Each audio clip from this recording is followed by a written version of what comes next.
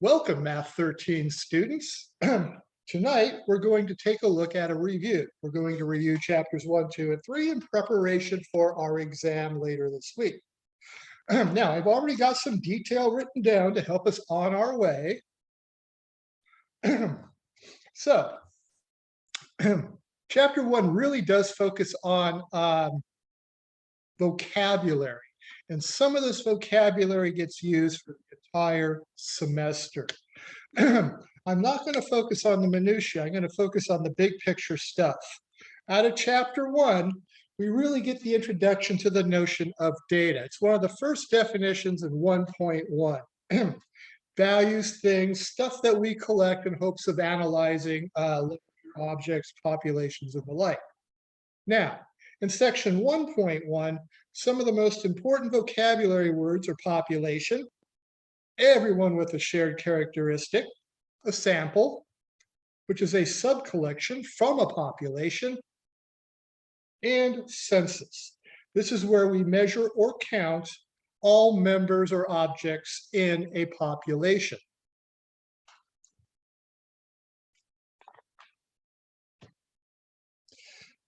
One of the first things we want to introduce students to and I do think this is an important component in section 1.1, is the notion of what we call a voluntary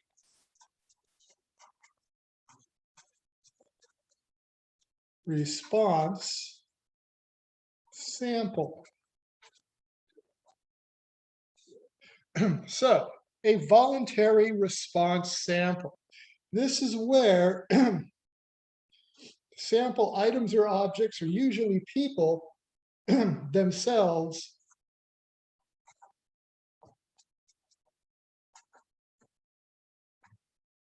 decide to be included.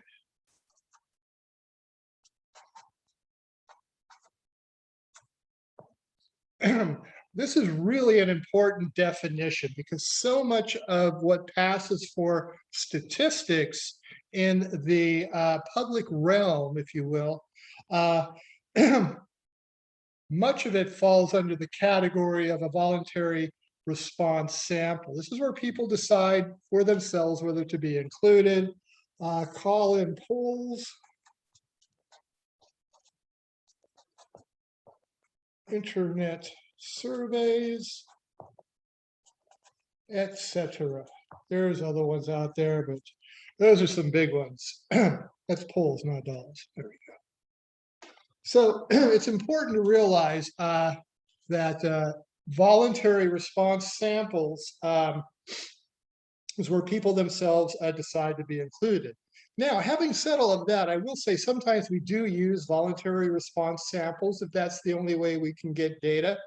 But it's really hard to extrapolate from that data because it is so iffy about what you get back.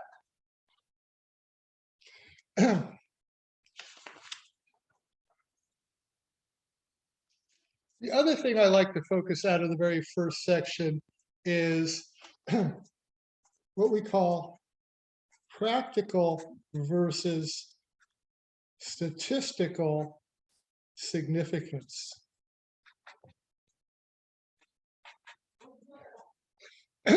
This is a tricky topic, and it's really not the best place to include it. And I never really go very deep on this, but there are two types of significance. There's practical significance, and then there's statistical significance. And each of them is a little bit different. I'm going to start with statistical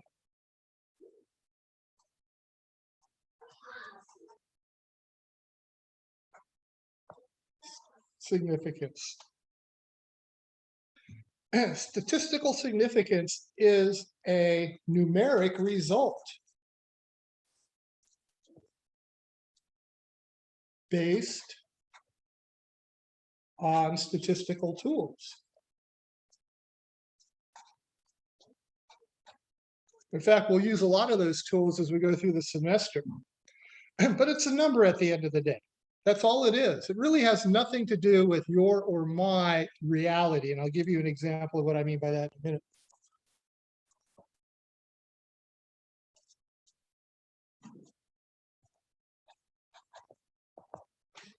Practical significance, on the other hand, is something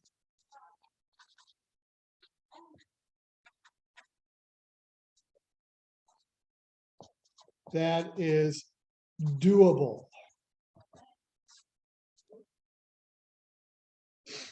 Something that you could actually do, and it makes sense to do whatever that thing is. Let me give you a very simple example, somewhat contrived, but not entirely.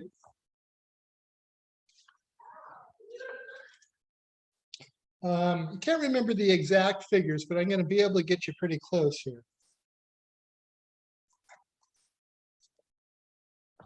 There's something out there called the Aitkins Diet. It's a high protein, low carb diet. It was popular a few years back, which is why people started trying to sell me hamburgers wrapped in lettuce instead of a bun. But the Aitkins Diet. So after a year,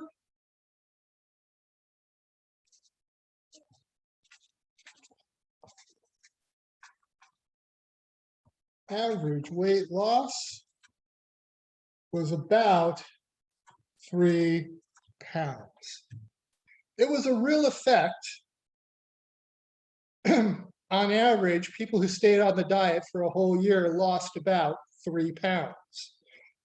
This was statistically significant.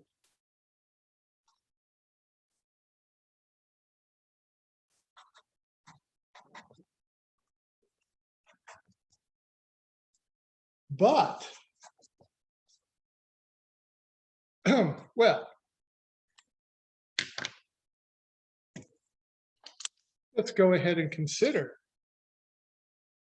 For a whole year, you might lose 3 pounds. Oh, sure, you might lose more, but you might lose less also. Oh, you can't see color there. Hold on. Oh, dear. I like the black and white, but not here. Ah, there we go. Color. So, that's a lot of work for a little gain. So, it is not very practical. It's hard to do. And then what are you going to do when you stop? You're going to go back to your old ways? Not you. The greater you. So it's not very practical. While it might be statistically significant, this is not practically significant. So statistics really gives you numbers. That's what the tools do for us. There's no guarantee that the numbers indicate that the result is something that makes sense to do. So it's an important distinction.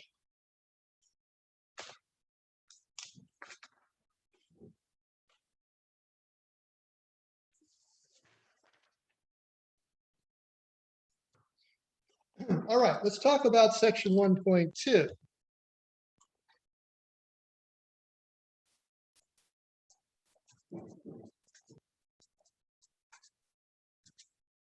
Data types.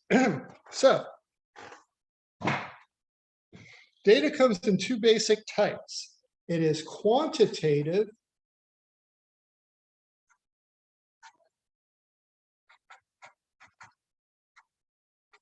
numbers mostly. It is, or it is qualitative, or perhaps categorical. I like categorical. I also like qualitative. I can't remember which one I use more. So these are essentially things. So the first major distinction in your data type world is to distinguish categorical from quantitative.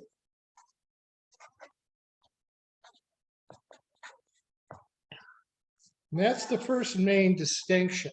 And believe it or not, there's stuff that blurs the line, but not too much, and it's really not that confusing to figure out. The quantitative itself can be split in two. There are two very basic types of numbers that we deal with, something called discrete and something called continuous. These are important definitions, so I will go over them. We did have a question about this. In fact, there's a picture somewhere in the Canvas shell that looks about like that. So,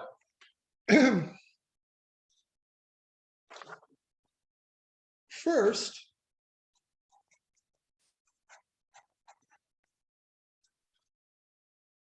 continuous data. Now,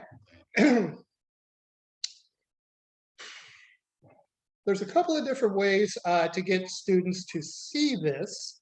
I'm going to give you the numeric definition first, or the math definition. It'll probably not be very satisfying, so I will give you some examples, and we'll get a better handle on it. Continuous data. Values can assume any value on an interval. And that's interval in the mathematical sense. To give you a better idea of how this actually works, let me give you a couple of examples. And the examples themselves are important. So you got to pay attention to them. You can't sort of change them around in your head and think they're the same.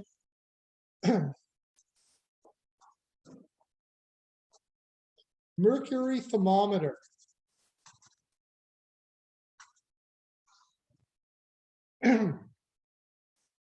All right, and it's got a big well at the bottom, and it's got a graduated scale on the side.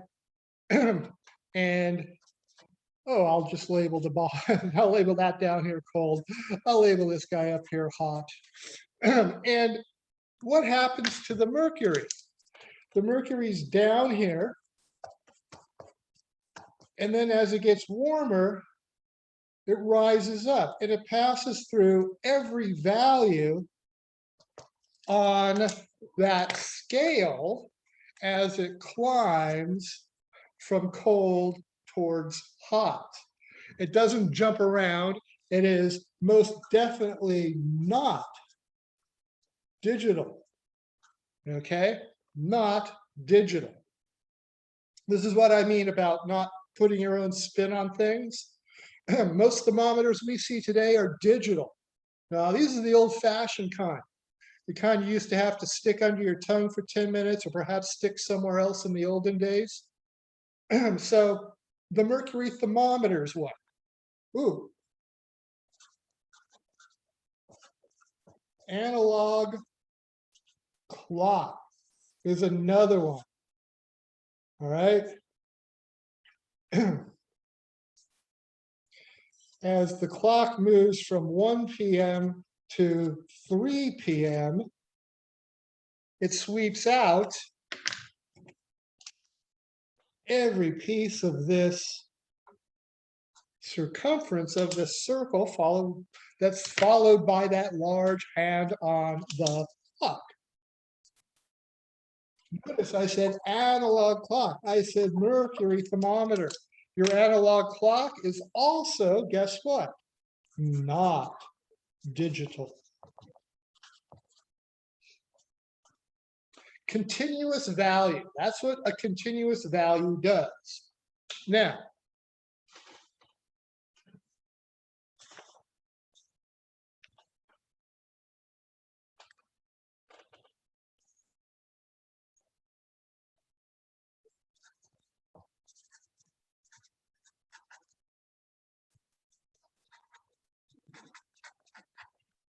much that we measure is continuous.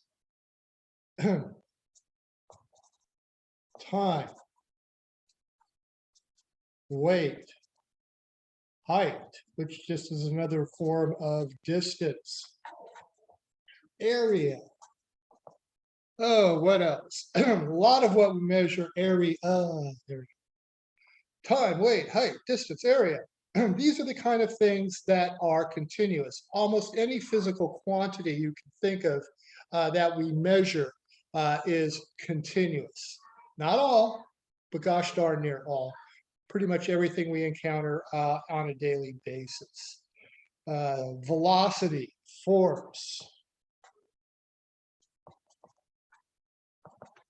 So those kind of things are continuous. Let's see. Any questions so far? That's what we mean by continuous.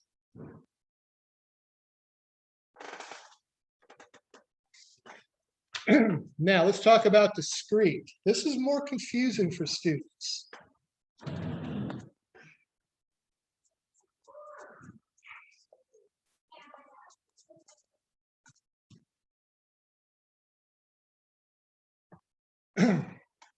All right, and again, I'm going to give you the mathematical definition that will be less than satisfying. And again, we'll work through this with some nice examples. Discrete data.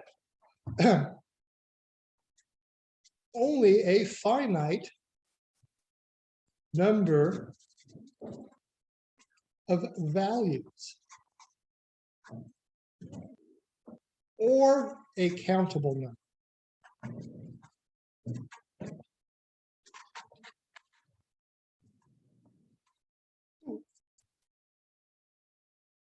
It's this notion of what we call a countable number that is a heavy-duty mathematical notion. I'm not going to waste our time with trying to define it. We'll do much better with an example. Most of our examples that we do encounter, by the way, definitely fall into the finite number category, not necessarily the countable number category. For an example of finite, things like shoe size. I don't know what the smallest size is. I suppose it's a 1, a 1, a 1.5, a 2, a 2.5, 3, da da da da da. Maybe up to a 13 and a 13.5, and who knows how far they go, but they probably stop around 15. I think if you need anything bigger than a 15, you probably need something special and custom. The point is, there's only a finite number. Furthermore, notice the way the sizes run. Have you ever been your foot has been too big for one size, yet just a little too small for the next size up? You fall in between. Everyone's had that experience before. This is what we mean by discrete. In some sense, there's kind of like a gap, if you will, between the numbers.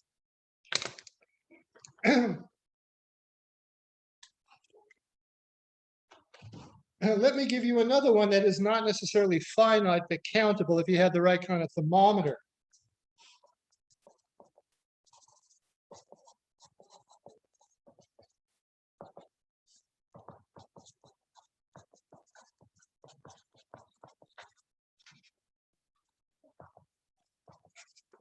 Thermometer, as I used to like to say when I was young. What are you going to see coming out of that digital thermometer? You're going to see temperatures like 60.1, 60.2, 60.3, 90.1, 90.2, and so on and so forth until who knows where. Here again, you're not getting any detail about what happens between 60.1 and 60.2.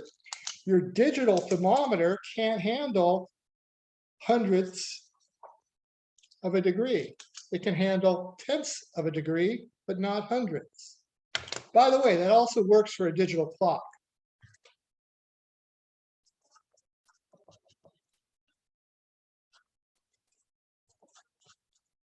So we had a question earlier about discrete values. I think David asked, he's not here right now. Maybe he'll come back. Well, hopefully he'll pick this up from the recording.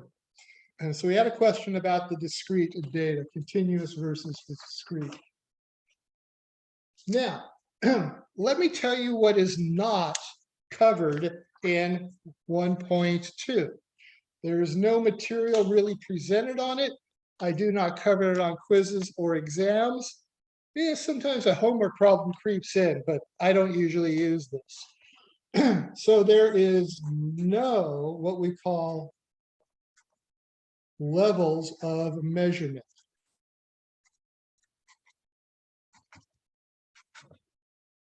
What do we mean by that?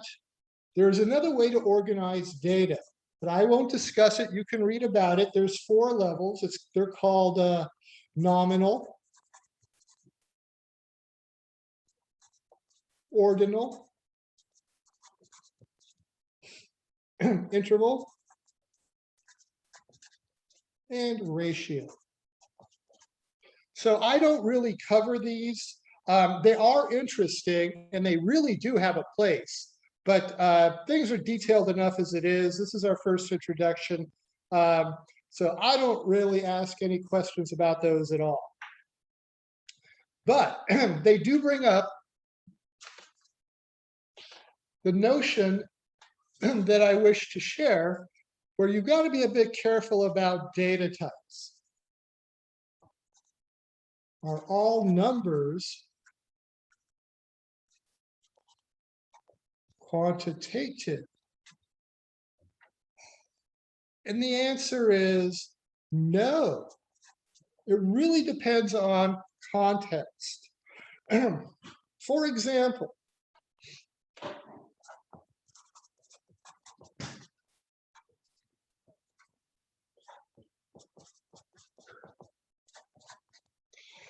Joe Montana was number 16.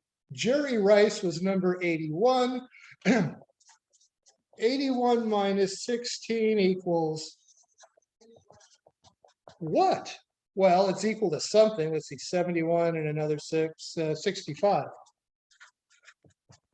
But does that number 65 have any real meaning? No, those are Jersey numbers. So they're not really quantitative. They're much more qualitative.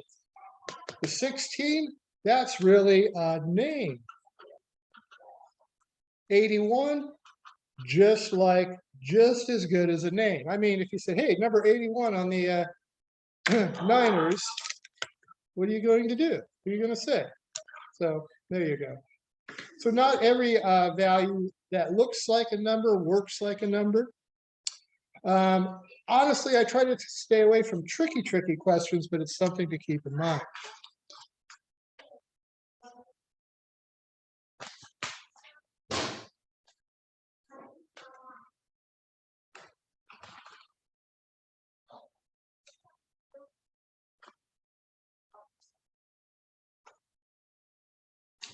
All right, so let me talk about now section 1.3.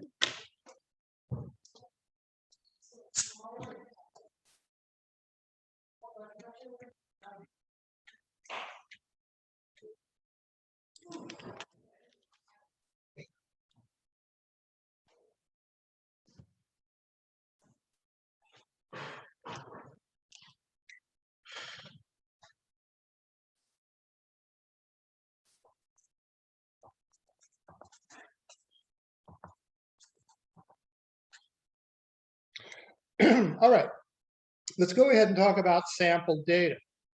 There's a couple of things I need my students to be able to do from the material out of 1.3. You should be able to identify and offer examples of sampling methods.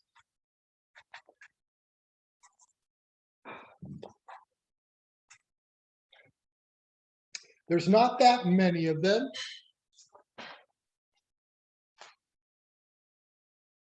And I'll go through them one by one.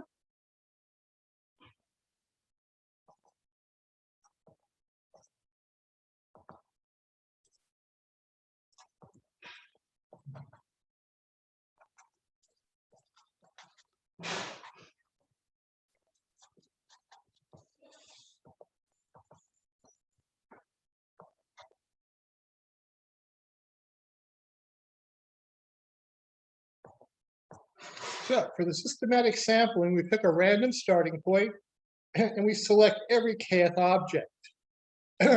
Things like assembly line sampling is an example of this. They take cars off of assembly lines and they crash them just to make sure they can survive. Do they crash test every car? No. Would you want your car crash tested before you bought it? No. But they do crash test some of them, depending on the model. I'm not sure how many. But every so often, they destroy one.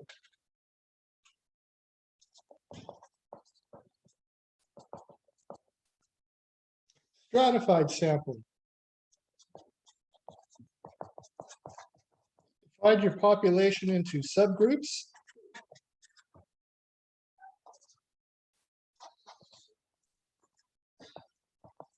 Select from each group.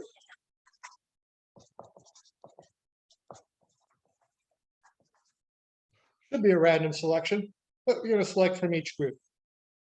So, where do we use this? When there's real differences in the population that we wish to track.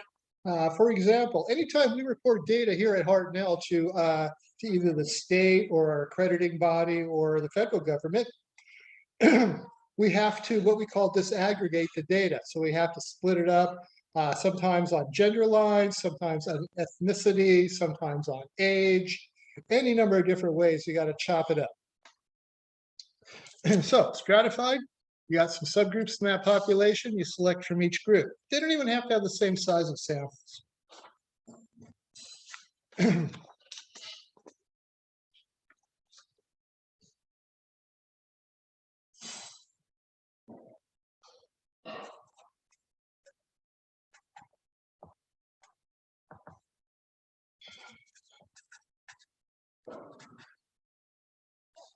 Convenience sampling.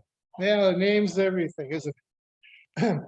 Basically, we just use data that is easy to get.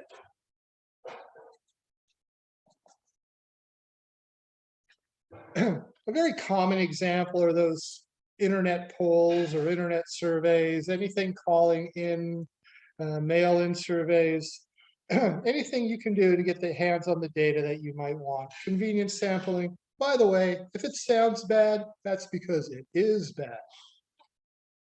And then finally, we get to the one that truly is the most puzzling of them all. This is the cluster sampling. Divide an area into parcels. It can be done any number of ways, and that's what makes this fussy. We divide an area into parcels, select some parcels, and then you count all objects in selected parcels.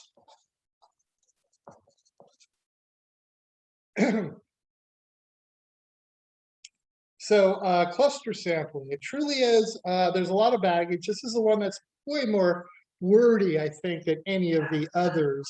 There are a number of examples in your book. You can take a look at them.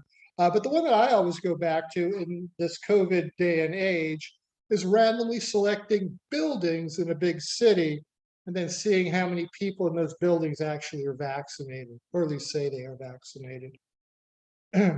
So this was a little complicated, but the other ones are pretty straightforward.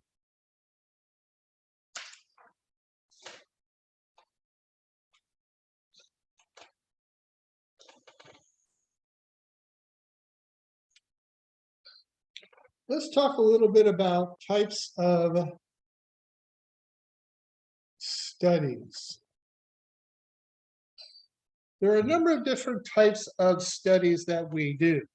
The biggest distinction that we make in types of studies is the type or kind of study where we discriminate between studies where there is a manipulation of some sort made versus those which are truly just observational. So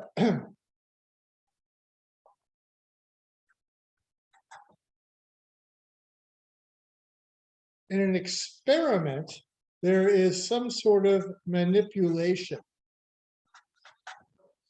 with data collection.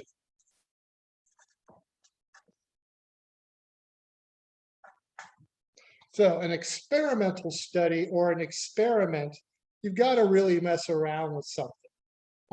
We have a vaccine that is approved for general use. In fact, we have several of them that are approved for general use. That's because there were a bunch of people who got a shot and then got measured way back in the day, about a year ago. So there was a big experiment going on. It worked. That was good. But there was a manipulation and we collected just a whole bunch of data.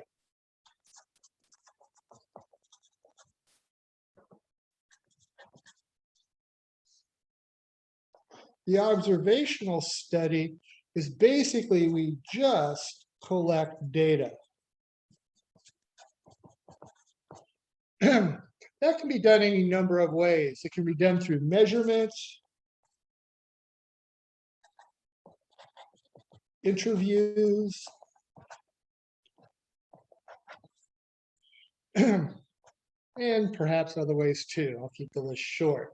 So observational studies, that would be seeing if students learn better online than perhaps in a face-to-face class. I might look at data from online, I might look at data from face-to-face and try to draw some conclusion. Would I manipulate anyone directly to get that data? No, it's data that's already in the pipeline somewhere. I would just use it. So observational study. Now, in addition to that, there is another perhaps finer gradation in our types of studies.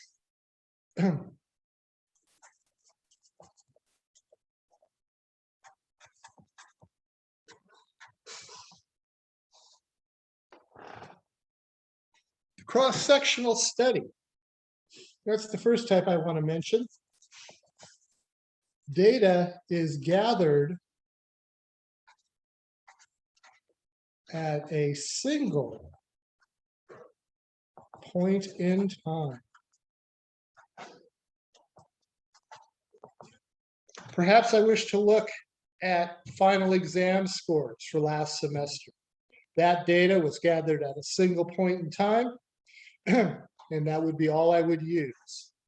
Maybe I'll look at the data that we get at the end of this semester.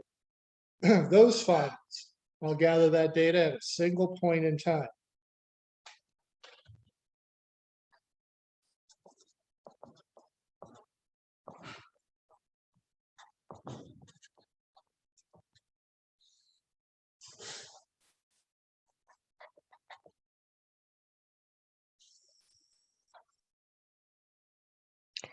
Next up is the retrospective study, sometimes called the case control study. Here, data are collected from a past time.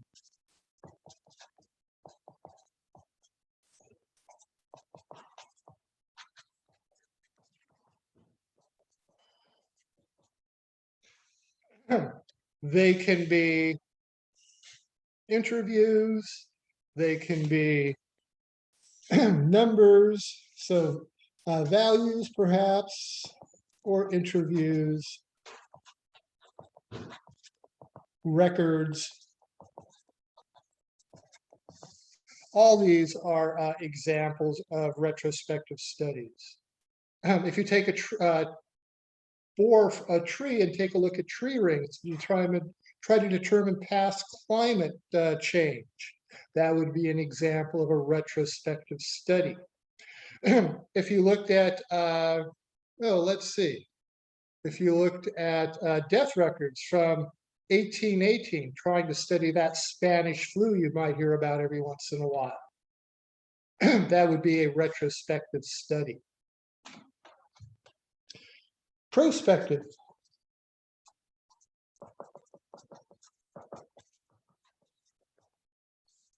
The prospective study, or longitudinal.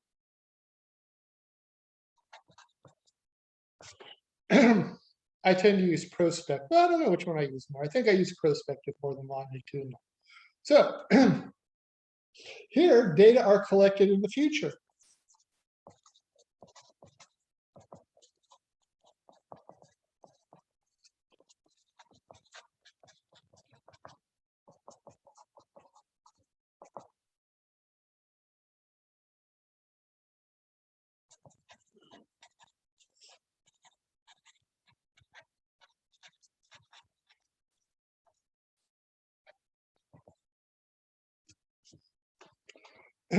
For the prospective study or longitudinal study, data are collected into the future from common groups. These are often called cohorts. So we'll put a group together and then we'll follow that group into the future. They're not always people, but often they are. Most nutritional studies are some form of prospective study. Some of these studies, by the way, enroll tens of thousands of people, and they'll follow them for tens of years. It can be very expensive and very, very time consuming. The longest ones have gone on for 30 or 40 years. They've been collecting data from the same group of people. Well, not exactly the same group of people because people get old and pass away. But the prospective study works on collecting data from groups that we set up now. We collect data into the future. So we have the now with the cross-sectional study. We have the then with the retrospective study, and we have the will be with the prospective study. And really, those are the high points. Your book talks about specific sampling techniques from time to time. I tend to focus on a big picture approach for this. And as I say, the material you encounter is very, very similar to what you've seen in your quizzes already. So that brings me to the end of chapter 1. I'm just about out of time, so I'm going to jump back over to my other camera.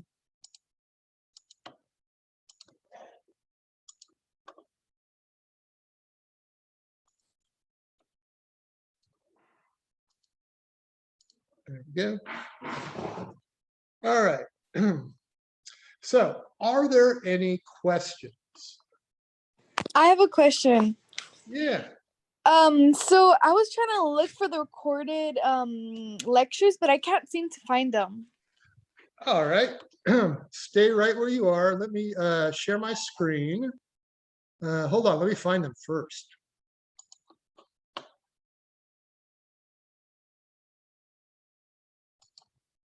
Hold on, I know I've got them somewhere.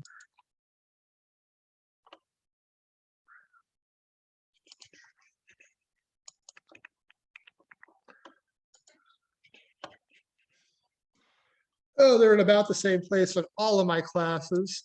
So all of my elementary stat classes. So let me go ahead and get this up and running. Let me switch over to student view. There we go. All right. Okay.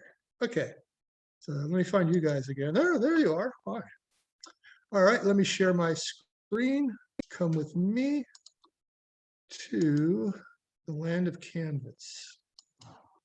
All right. So this is Math 13, section 9602.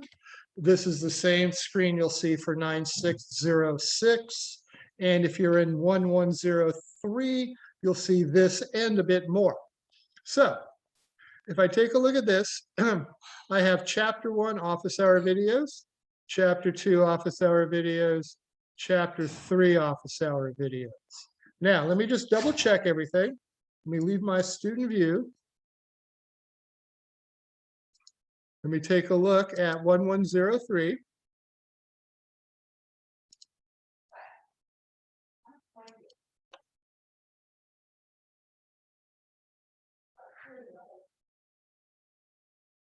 No, they're not in here. Oh, there they are. There's office hour videos for chapter 3, office hour videos for chapter 2. Oh, I don't have the office hour videos for chapter 1 in here. I need to get that in there. So that's 1103. Let's take a look at 1106. It's hard to keep all this stuff straight. So let's see.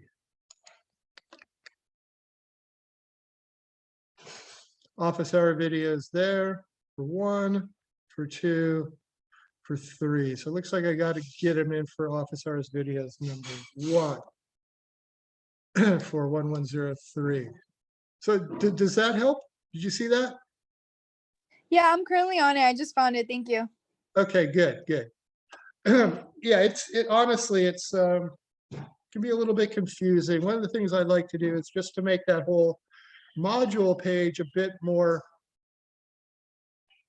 basic, I guess. Part of the problem is, though, if it's too basic, then you don't see everything you need to see, or it ends up really, really long. If I was going to do this on a week-by-week basis, there'd be 16 of them. If I was going to do it on a section basis, there'd be like 30 of them. So it's always a struggle to get it somehow organized in a way that students can work their way through.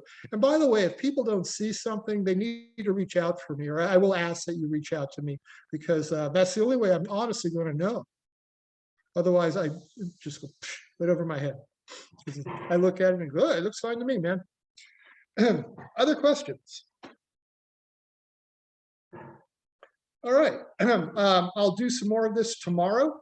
Let me stop my recording.